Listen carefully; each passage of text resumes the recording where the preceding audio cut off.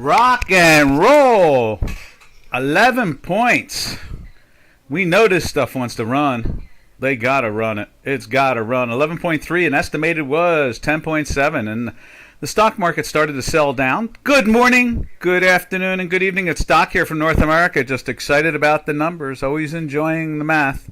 And so it's the numbers on producer prices are going up. And it's transitory, of course. And what transitory means, it's coming and going. And in this case here, it's doing that. It's coming and going.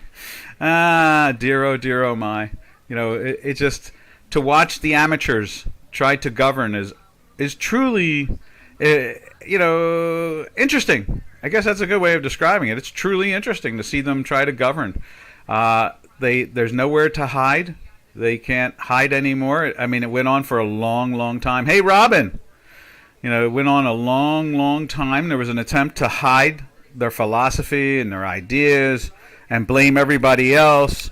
And now, when they blame everybody else is like, what are they saying? I go into the store and it's expensive, or the shelves are empty, or just choose your chaotic situation.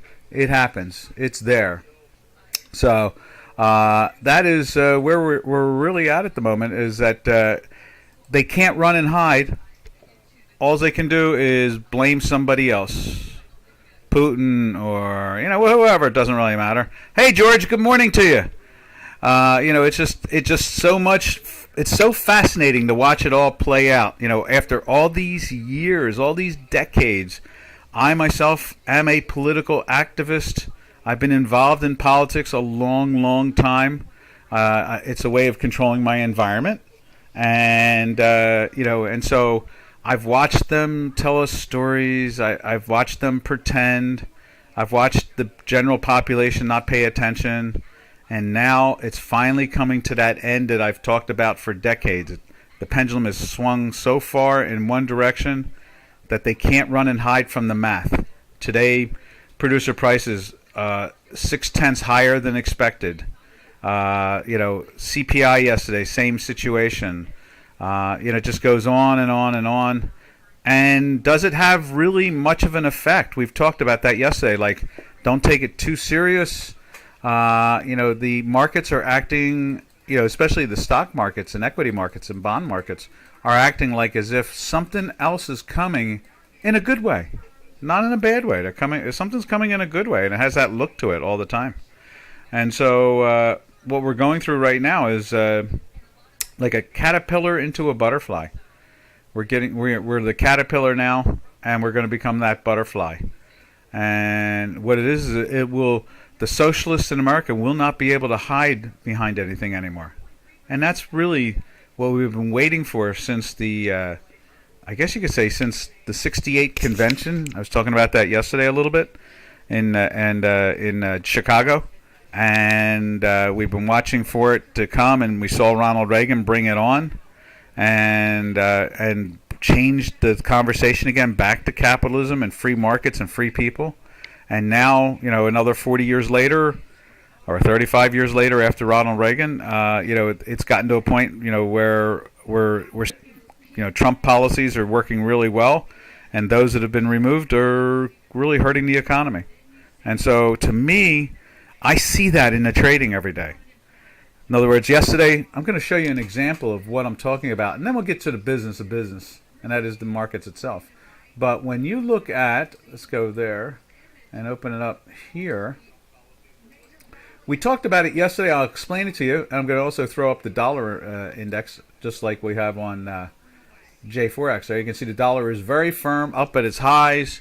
You see the same thing. No, that's odd. Oh, yes.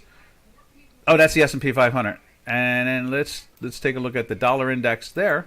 You see that strength in the dollar.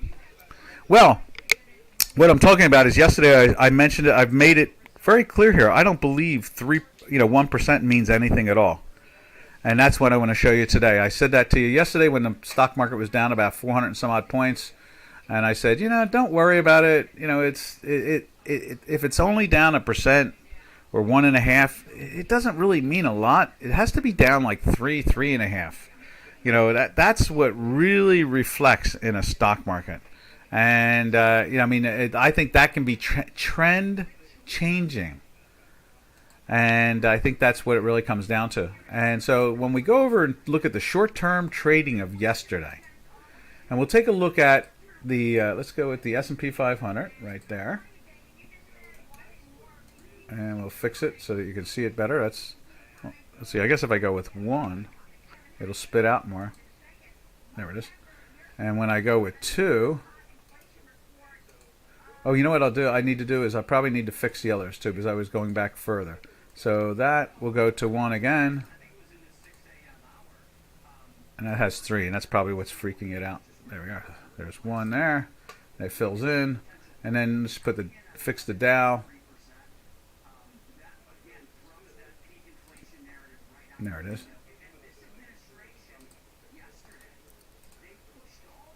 There we are.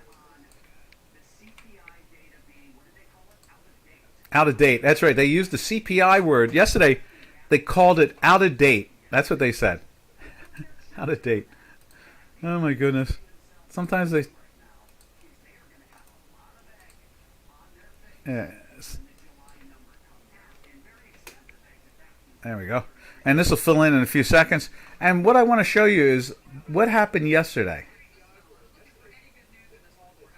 And I want to show you at the beginning of our broadcast yesterday, or webinar. It's still loading up. We'll let it load up. And sure enough, what did they do? They brought the whole stock market back to a plus. They did. And that's what I want to show you today on the chart there from yesterday. Unless we're down more than, say, 3%, I don't think there's a change going on. I really don't. I think that all we're seeing now is a market that is waiting for the election. It's got the summertime doldrums that seems to have started in May, and it seems like it may end somewhere in late September. Normally, it occurs at the beginning, or let's say the middle of July. There's the old classic saying, sell in May and go away, for the summer season. And in this case here, you can see that the markets are acting extremely penitive. They're waiting for something. You can see that. At least I can see it. I've seen it off and on throughout the decades. When a market is waiting for something, you can see the way it trades. It trades much more tighter. It doesn't jump around as much. It tries to, when they sell it down, the next day they find a way to bring it up. In this case here, down 1% in the Dow Jones Industrial Average, only can just drive it back up in a matter of hours. And it did that yesterday. During the broadcast, we were down 450, something like that. Before you knew it, 2 hours later, 3 hours later, it was almost unchanged. And that is what's going on now. We're stuck in that. So all these numbers that are coming out are only confirming the level of irresponsibility of the administration and the people, pretty much governing. Mrs. Yellen has lost enormous amounts of credibility. People are scratching their heads saying, I don't understand. Why is Mrs. Yellen saying things that make no sense economically? It's like, well, she wouldn't raise interest rates when we needed them raised, and we were functional because of Mr. Obama's new normal. We're seeing credibility drop enormously for the first time in decades. We're finally seeing that hidden factor in the front of our faces at the supermarkets, at the gas stations, in the supply chain. And this is a good thing. This is where the classic buy low, sell high. This is the low. And that's really what we're at now. So anyway, that's where we're at, and I'm excited about it. I think it's fantastic. I'm tired of all the hiding and all the pretending for all these years. And to me, this is a winner, winner, winner. To me, that's like, yeah, finally. Finally. I'm just going to put a 1 in there. We'll come back to it later on when we come back to the stock side of this webinar. All right, now let's jump back over to, let's see, where's that? Right there. You can see that.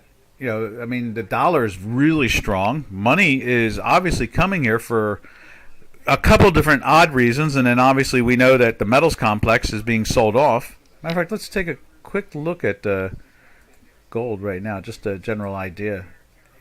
Since Bitcoin is just a little unched, yeah, gold is sold down to whatever they tried to do it yesterday.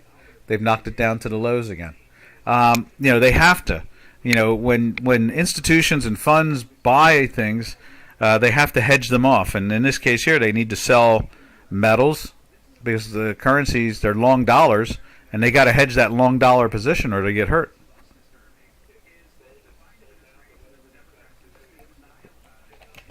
They're saying now it's amazing how much denial is going on. It's like I've been watching this denial now for decades. Decades I've been watching it.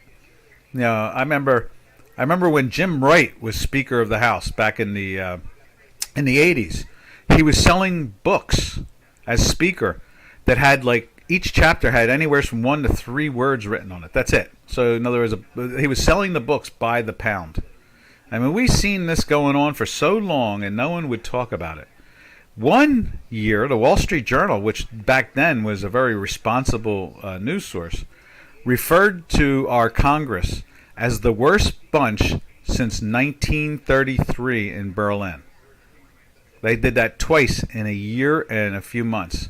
They referred to them as that. That's how bad they were. And people still didn't know what was going on until Mr. Gingrich took power in 95. And for the first time in half a century, we had Republicans in the Congress, as leadership. So, to me, this is like a breath of fresh air. Finally, everybody else can suffer for what I've been suffering with for over 5 decades. That's what it comes down to. Welcome to the party. All right, let's jump over to the euro. See how the euro is doing this morning.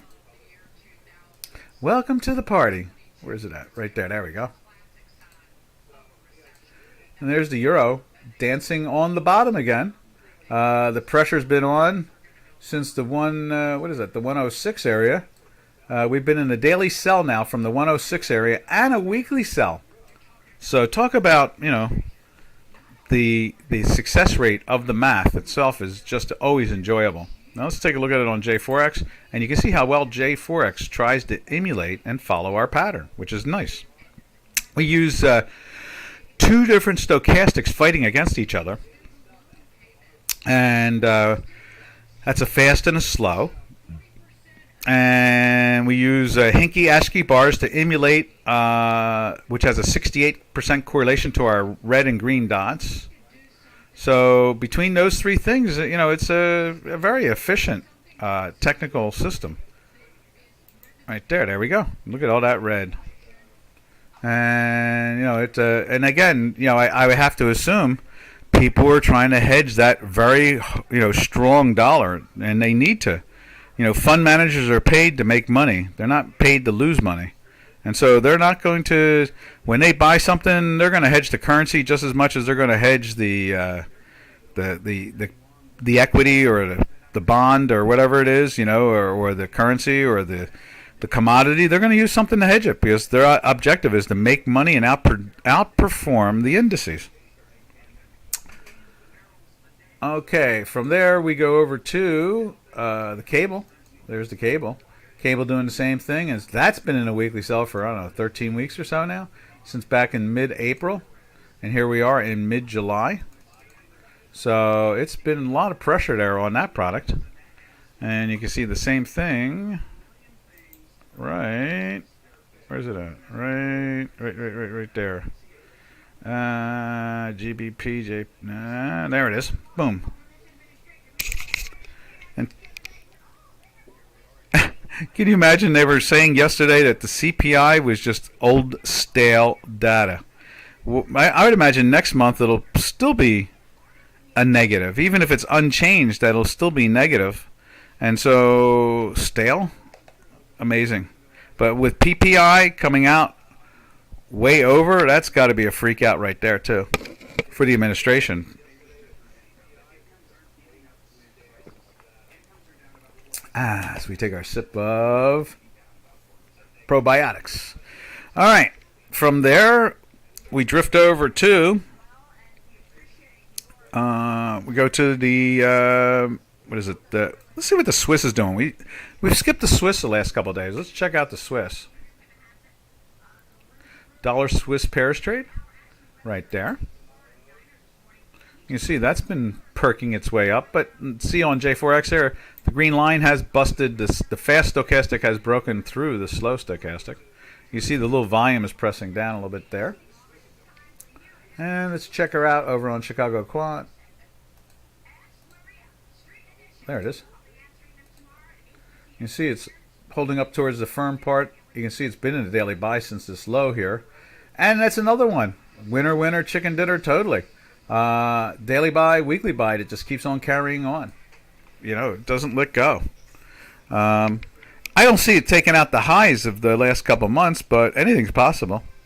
Again, we are in that, I guess you could say, titillating environment of going sideways and trying not to do too much damage to the portfolios, and they're probably hedging and they don't want to liquidate because they all know one thing, and that is more than likely the Republicans get control of the House and the Senate. And now what's exciting about all that is, do they get a veto-proof majority in the House or not? That's all it has come down to at this point.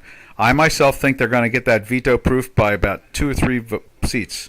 I think that will terrify a few more Dems to do things that will help the Republicans over time. But one thing is for sure is that things are going to change, and they're not going to let go. Metho! I love cash. Me likey cash. Yes, I can dig that. I myself like derivative options. Binary trades, collars. You just sell the call, buy the put, and sleep like a baby. You know? Sleep like a baby. Like as if, you know, you've just been fed the bottle and or the tit, and you're ready to roll over. You know, that's pretty much what it comes down to, is you don't really need to have cash as much, except for to expand your positions, especially buying low and selling high. And that's really what it comes down to. That's 21st century trading and later 20th century trading, ever since 1975 going into 76. Now, cash as king is pre-1975 trading. And so you don't really need to have a lot of cash put to the side. You can keep your portfolio, and you can squeeze that cash out of the marketplace itself through dividends and premium of options, and give you buying power even more. And at the same time, you know, you don't really want to be married to bonds per se, but just literally like I guess you could call money market funds, where they rise with the local interest. Indeed, indeed. Options as a strategic investment, traders. I know it's dirty words. People get scared when I say those evil, scary words of call, put. I know. Oh, strike price and premium. They get scary, I know. Everybody hide under the bed. But that's the 21st century, and that's the way to trade. All right, from there we jump over to the Turkish lira.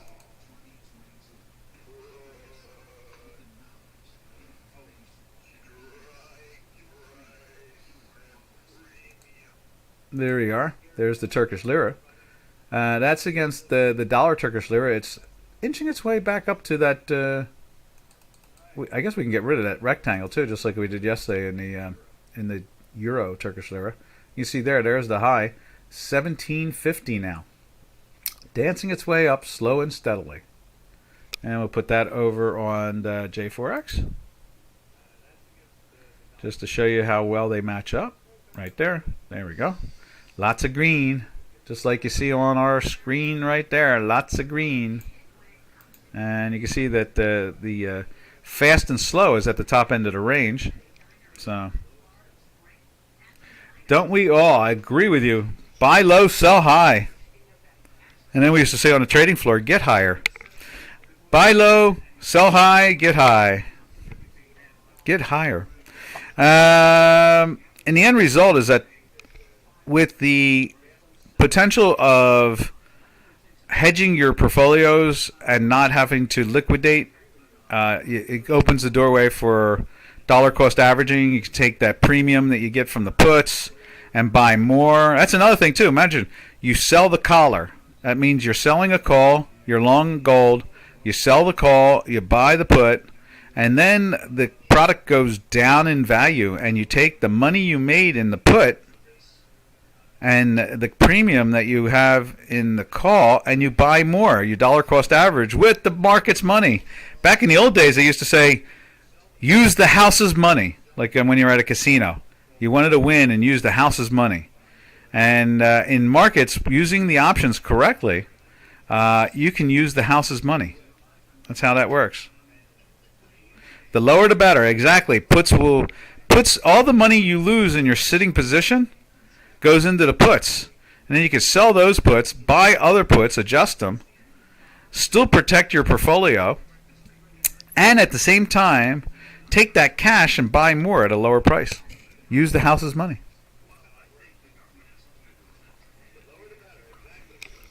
And that's how you play it. All right. From there, we take a look at the Euro Turkish Lira, which is, obviously the better trading product of the two when it comes to dollar Turkish Lira versus Euro Turkish Lira. It has a more characteristic of real trading, and whereas the dollar is just like a moonshot. It's heading for another solar body, and it's not Earth. And there it is right there, Turkish Lira Euro.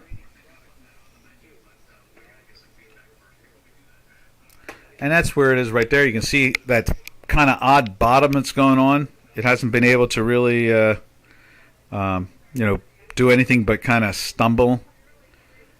And it's holding up a lot better than the dollar one. I mean, the dollar Turkish Lira is like ripping along, trying to go after the highs. You can see we are still flirting. I thought I put that circle in a couple days ago. I understand that. It keeps on doing that. It keeps on playing with the weekly sell, as you see right there.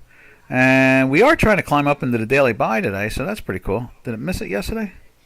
No, did it make it into the daily buy yesterday? No. It was double zeros across the board. So it was very close to going into a buy. Today is pushing it into the buy. You can see it's above the zero line. Let's widen that out a little bit more.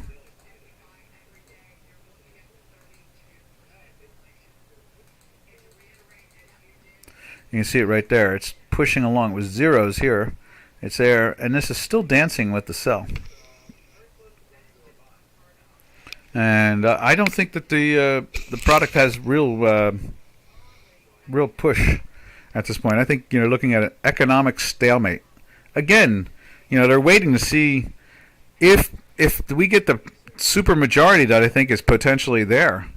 Then Mr. Biden is irrelevant for the next 2 years. I mean, not anything he signs can be overturned.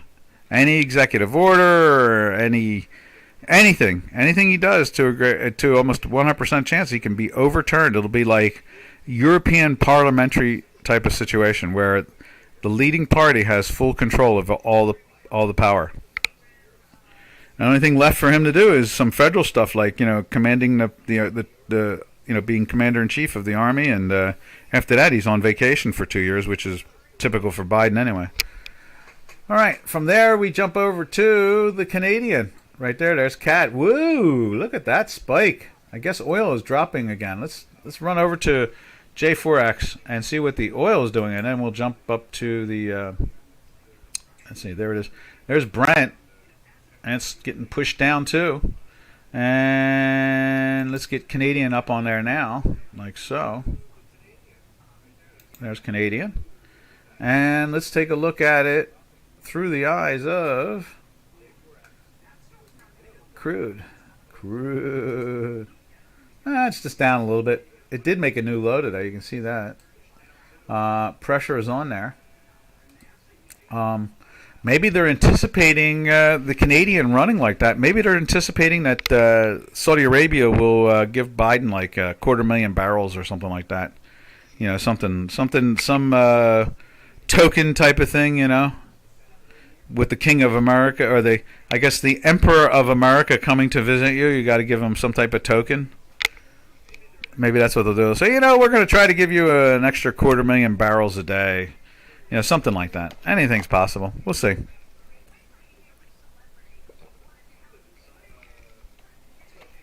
Funny, huh? All right. From there, we drift over to the South African Rand. Let's see, where's it at? Right there. And again, look at that Canadian trying to take out highs of the highs of the highs. Look at that. What a spike, huh? Yowzer. It's been in the daily buy for, I don't know, a bunch of days because of the reds and so forth. So, it just keeps on pushing up. And we're in that weekly buy since the middle of June. Now let's put the South African Rand up there. And we've all seen gold is down, so we assume South African Rand will be up. And it is. Pushing up and away. And that's usually the way it goes. And when you see one, you know the other. It's very rare when they break away from each other. And then over on J4X, let's do this. We'll throw gold up there again. And then jump over to the South African Rand. So there's the gold. You see it's pressing down. All that red. Oh, look at the green. The fast stochastic has jumped above. Let's see what it looks like on Chicago Quant. Yeah, see, we're in a sell there. So we don't have that going on. That's, like I said, the J4X follows my math about 68% of the time. It catches little lows and highs and things like that, like my math does. But again, mine's a proprietary mathematics. I'm not going to share it. But we do have invented tools that can be used on J4X that make it better than any other system around. That's for sure. And that's where you can see it here. It's showing some strength because they're at the lows, but at the same time it's all red, so you can't take that too. You have to, as they would say, you have to use it with a grain of salt. In other words, don't unless that's green, you don't want to try to play the long side with the J4X there. Now from there we get to, let's see, what do? We go with the gold right there, and gold is playing down at the bottom. We've been in a daily sell since this slide here. Yep, it's got to be moved over one. There we are. So we've been in the sell from there, and we've been in the weekly sell from here, and we've been in a sell on this thing for like 16, 17 days. Every time it tried to get into a buy, it failed. The gold is definitely, telling us that there is, this dollar is way too strong, and they must sell the gold just to keep balance with the dollar.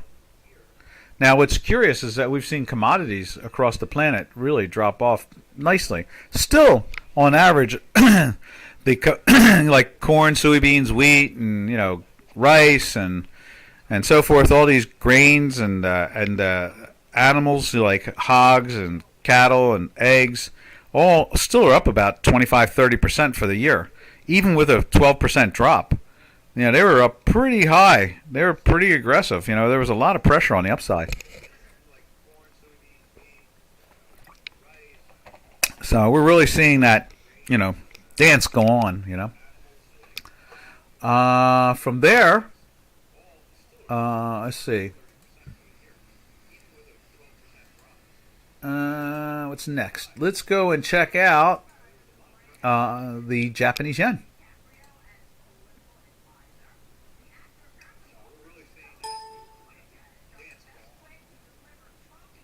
Oh, and I want to fix this too. Let's see if we can get this to fill in for a couple of days. And I want to show that at the end when we get down to that.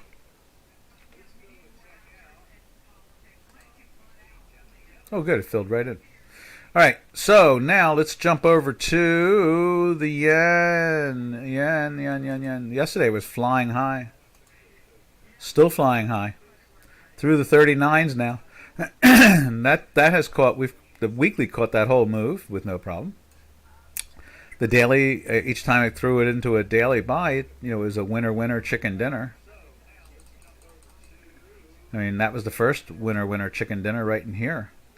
There was your second winner chicken dinner there. And there was your third one right here. And then, for sure, this is your fourth one.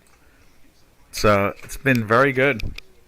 Let's see. From there, let's put it up on J4X so we can see how it's doing. I think this thing's probably really flying high in the J4X. Yeah, lots of green like us. The green line's been above this. The fast stochastic green line is moving much faster than the slow dashed yellow. You can see the volume is even a little confused. It's kind of sideways in there. And that's the pressure we see there. Hey, 47! Could you take a look at the Nikkei? Most definitely.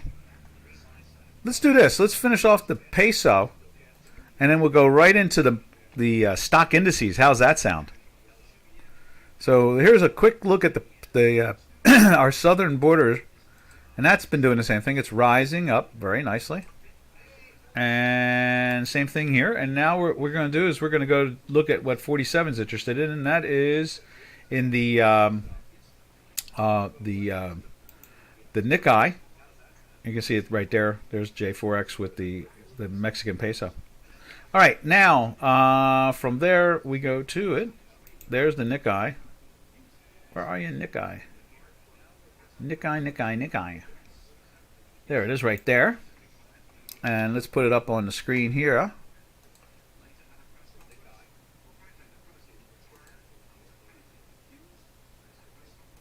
There it is. There it is right there. Now look at it. The U.S. market is perking it up a little bit today. And even so is J4X. You see that? J4X has got a green one in there at the moment. See that? It's kicking it up. Now this has to turn. Obviously, we're trying to get into a daily buy with no problem. And we closed in a weekly buy last week right there. So that's kind of interesting. Let's put that in there.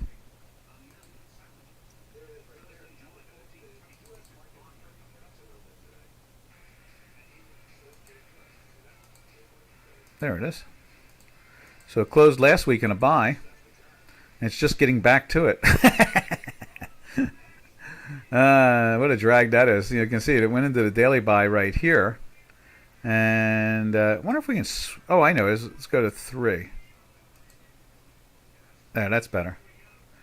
See, that 3 is not even reflecting it. That's even odder, isn't it? Where's the 0 line? There it is. There's a super. Interesting.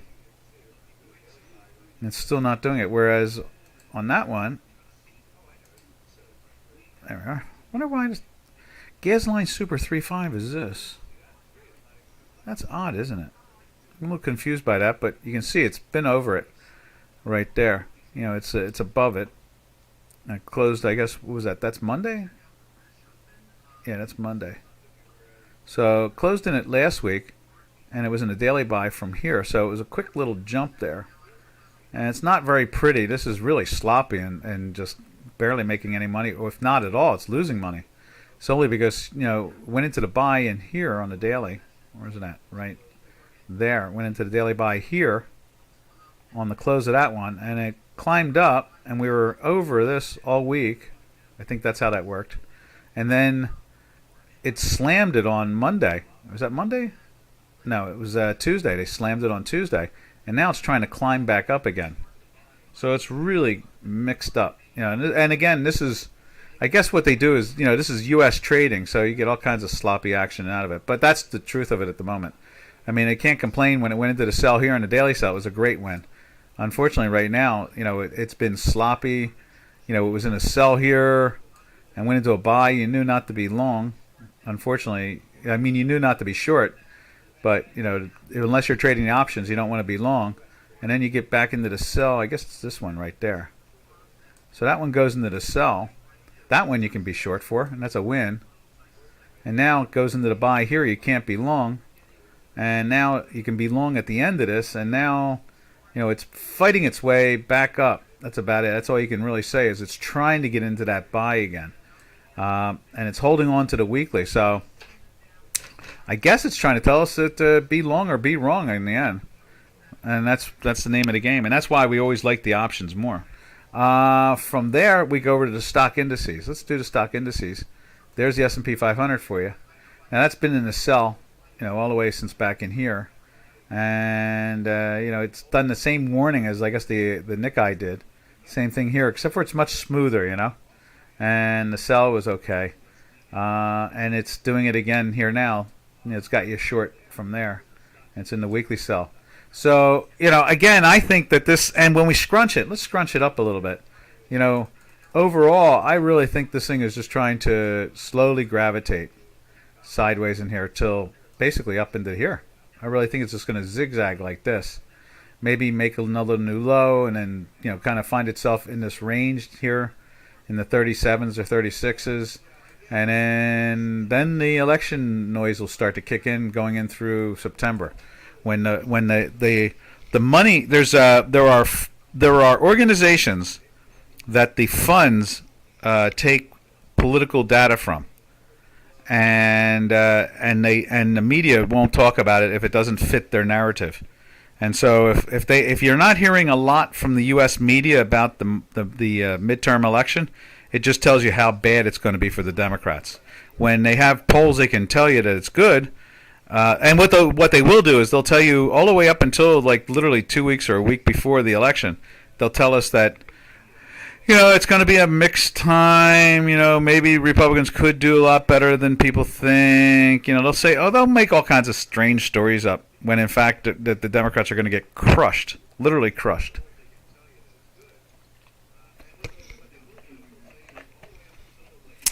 There we go. So, and when people say, "Oh, politics shouldn't be in markets," it's like politics are markets. That's what they are. It's about money, and who controls the money? The politicians. By taxing you, or giving you handouts, and unfortunately, that's the way it goes, and we don't have a choice about it. And that's what we're hoping for: is to get back to that attitude of keeping government out of our pocketbooks, out of our pockets. And we're hoping that's what the Republicans are going to do, is try to remove government from messing with us. Stop messing with us. All right, from there we go over to the NASDAQ. Oh, let's take a look at there it is, the S&P 500. You can see the S&P 500 doing the same thing. 3 reds, green line, or the fast green line below the slow dashed line. It's the same gig on the J4X. Thanks, Doc. You kind of weird that the Nikkei is going up when everything else is going down. I thought that a little bit, because historically our math follows it pretty well. But you have to imagine that there must, with Shinzo Abe being assassinated, the prime minister being assassinated, you have to imagine that there might be just a little confusion on the policy. And so money's probably kind of leaning back and forth. Some money's probably doing what, Metho says, about loves cash, You have to figure that there's, a lot of times I try to figure out what the story is from the action on the charts. Let's just go back to that really quick. So I think, to a great extent, with Shinzo Abe unfortunately passing away from the assassin, I'd imagine that, just like we saw, this is the same pattern we're seeing in the S&Ps. Let me just show you that too. See, it's the same pattern. Same pattern. There's the beginning of June, and there's the beginning of June on the Nikkei. That's the same thing. Went down, goes in an up rhythm, down again, up. Same gig. Same type of rhythm as the S&Ps, but the difference is that it's giving us a little different thing going on. In other words, this is catching the moves much better, and that's probably because the assassin. Like I said, I'm amazed that their economy didn't go totally, on tilt from that. Shinzo Abe had been the longest sitting prime minister in Chinese modern history, and so you have to figure that, same pattern, And there's your buy right there. Um, it probably comes down to that specific reason. And then like this thing here, it gets into the buy, and we get into the weekly buy, and then what it does is it's kind of being sloppy. Look at it; it's trying to go up in value. When we see the last 3 days, the S&P 500, you can see it right there on J4X has been going down. So I would think that it's got to be the politics at the moment. They just don't know what to do, and they don't want to change course. But obviously, it's kind of odd, when you really think about it. Shinzo Abe got assassinated just 2 weeks ago. But look at that. In the beginning of June, a month and a half ago, they started selling that down just like they did the S&P 500. And then you get this assassination. So, I mean, I doubt that had much influence beforehand, but it's definitely having influence now. I think that, them reaching for it yesterday and trying to reach for it again today, in other words, they're trying to buy the Nikkei when the rest of the world is selling off, says something. And I would have to believe it means that that money is trying to stand to the side at the moment until they can figure out exactly what's going to go on. Does that make any sense? I think that's pretty much probably what it is. It's just a speculative guess. But the math is saying, one thing's for sure, the math is telling you right here that there is not any conviction at the moment. That's what that's telling us. And they buried him. I think this is when they buried him on Tuesday or Monday or something like that, and then it just rolled over. I guess whoever's the next prime minister has the market standing sideways. Yeah, that's just a guess, But I would say that that's probably why we're seeing that action. All right, back over to the Tech 100. There it is right there. Now, it's doing its right thing. It's sliding down. And there was a time where the Russell 2000 and the Tech 100 both followed the Chinese market. Oh yeah, the Chinese market, the Japanese market, and the Asian markets in particular very closely, because they're very high tech orientated. And since they're high tech orientated, then it automatically started to push, that situation even more. So, that's pretty much the name of the game at this point. Let me think. What else do we got going on here? I guess that's about it, really, isn't it? I guess let's jump over to the Dow. And then I'm going to go and hammer home on, and then we'll go over to the metals and the energies. And there's the Dow Jones Industrial Average. Now that's feeling a lot more pain. You can see, and that's 4 days in the sell. And it's been 4 weeks now in the sell from here. And, it seemed like it was trying to do something like the Nikkei for a little bit and then just choked. All right, from there we jump over to gold. There's gold. Gold's trying to go down to the lows of the day. And we'll put silver up on the J4X. There's gold. You can see gold getting beaten down. Unfortunately, the green fast stochastic is lifted back up again doing the bottom thing. But since we got the hinkies all red, you don't want to try to get long at all. And at the same time, we can see through Chicago Quant, we've been in a sell since here for weeks upon weeks upon weeks now. And in a weekly sell from up in here. So the pressure is really on. The metals complex is trying to defend against the high dollar. And then, let's see, what else is there? Let me think. And so then we go over to the silver. Was it Metho or Jordan was talking about silver yesterday? It's like, we want to be silver fans, but we're just not getting we don't get that vibe, unfortunately. And there it is right there on J4X. It's got the green line and moving faster up, trying to tell us that there is some buyers trying to come in, but not enough to stop the actual numbers from dropping. And so we're in the same situation there too with silver. And there it is right there. You can see it. It's down at the lows of the lows of the lows right there.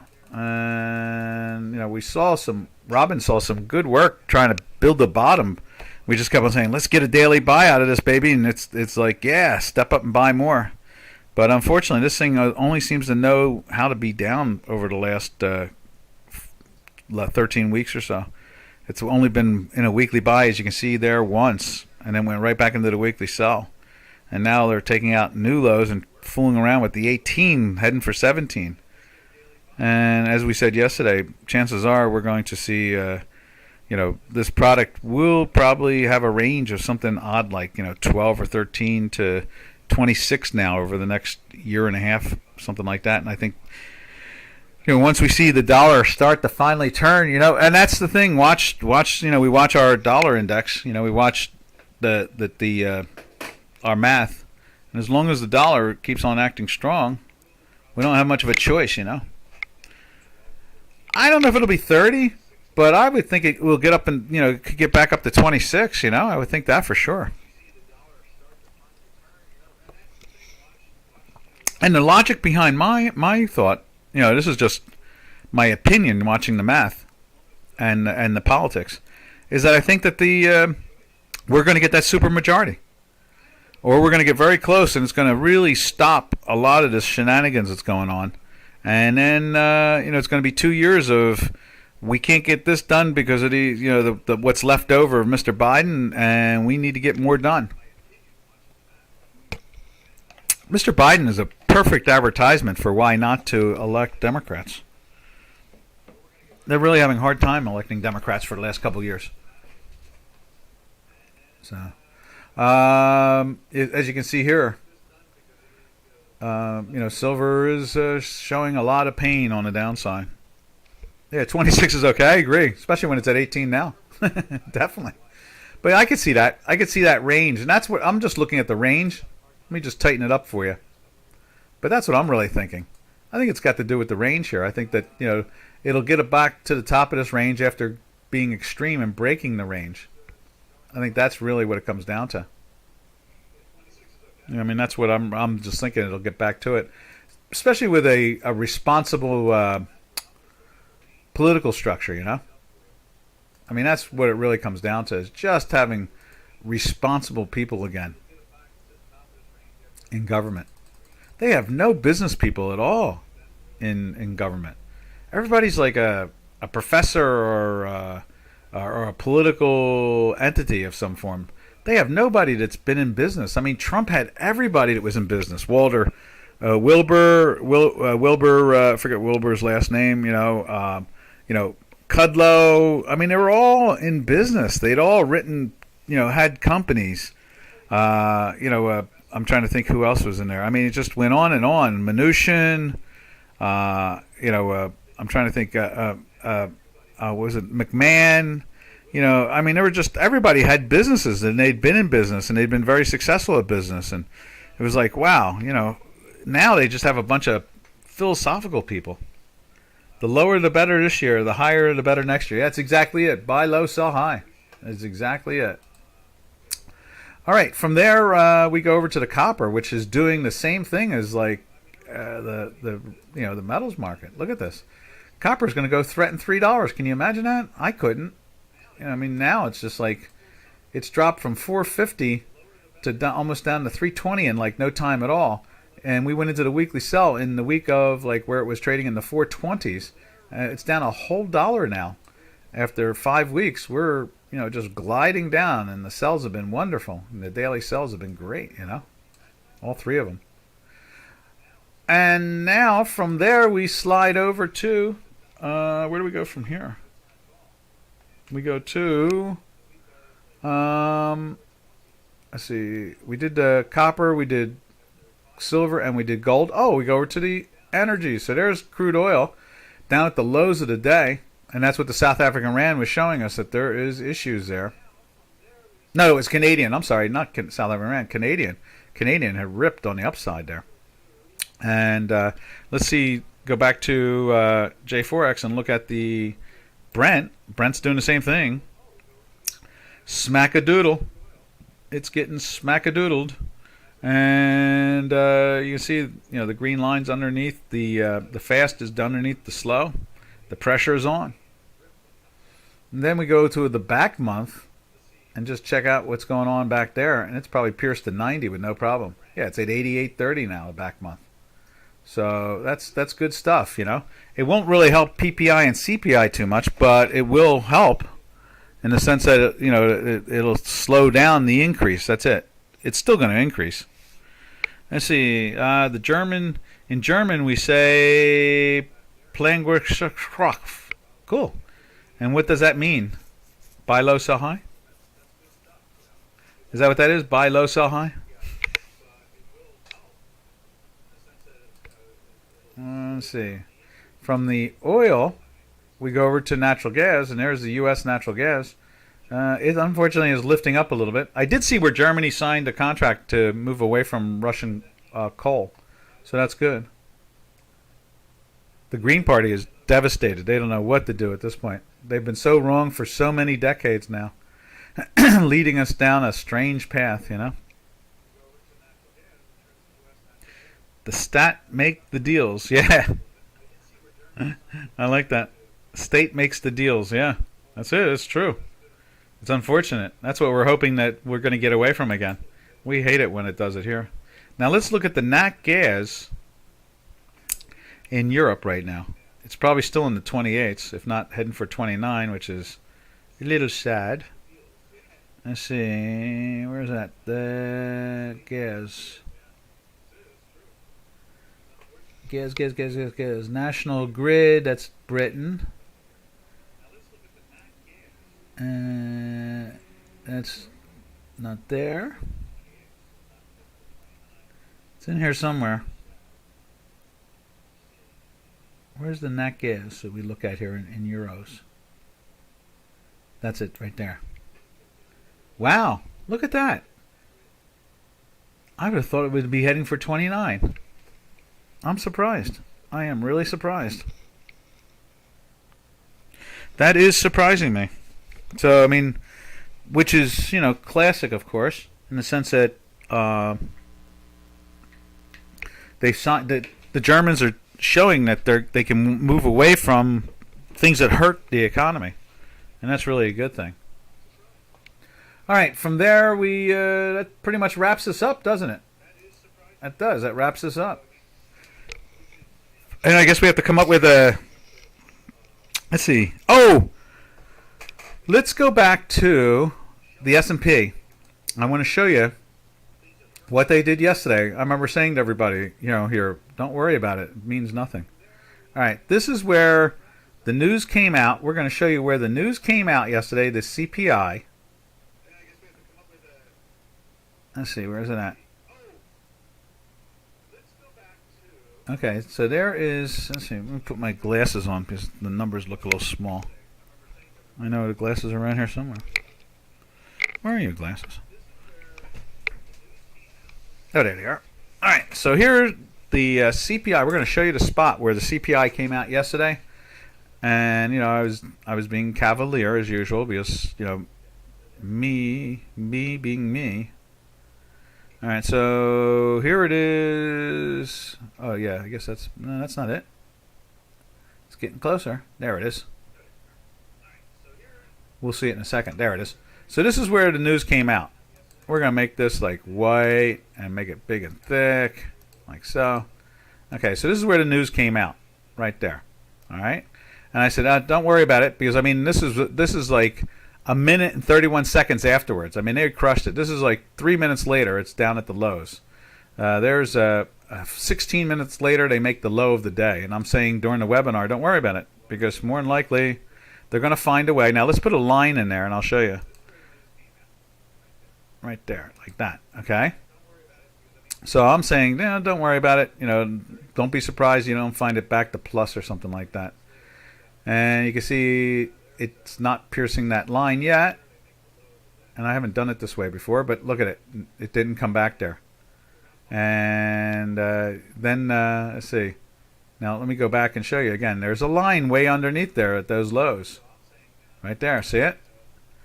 And in the first 15 minutes of the webinar. And then let's get all the way back. You know, they've beaten it up. And I said, you know, wait till you see, you know, before you know it. And look at this. It's trading up at the 0.25, right? And let me see, where did it start? We'll put a line up on the top too, where it started from. Yeah, see, it started. I guess you could say it was 3840, something like that, and then it spiked. So we're just going to go like that. We're going to put that line in there. I'm not sure if we're going to see that line, but we'll scrunch towards it if we don't find it. And so I saw the Dow like almost, it was only like 40 or 50 points away from being unchanged. This is the Dow I'm talking about. Now there, look at that. There's the S&P. It climbs up and tries to climb. This is at lunchtime, like 3 hours after the webinar. It's already back up to where it was really started from, and that was it. It tried to do it, and that's why I'm saying, if you don't see these stock indices lose 3.5%, don't expect too much of a change out of these things. 1.25%, 1.5% is just not more than just a lot of noise. And as you can see here, now they're challenging the lows today from the PPI, and that PPI came out. Where did it come out at? It came out. Where did the PPI come out? PPI came out right here. I'm going to put a little circle around that. Boop. All right, let's do it again.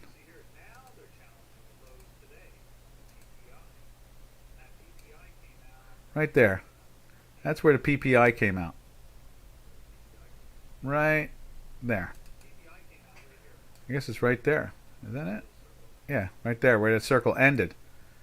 And it's just banging along the lows of yesterday's CPI right now. And I don't think it's going to mean a lot. And I think that's what I was trying to get across yesterday, is that people have the percentages all confused anymore. Just because they worked when the Dow was at 6,000, and now they're working in the news, and the Dow is at 31,000 or 30,000. They think that a 1% move in number, not percentage, is meaningful when it's not. Just because it drops 300 points, when it dropped 300 points when it was trading at 6,000, yeah, that was a lot of noise. But when it's trading at 30,000 or 31,000, no, that's not that much noise. And that's really what it comes down to. All right, traders, we're out of here. Everybody have a safe and smart day. We will talk to you tomorrow on tomorrow's TGIF. So thank goodness it'll be Friday. This is Doc from North America saying arrivederci. Happy trails to you until we meet again, which will be TGIF tomorrow.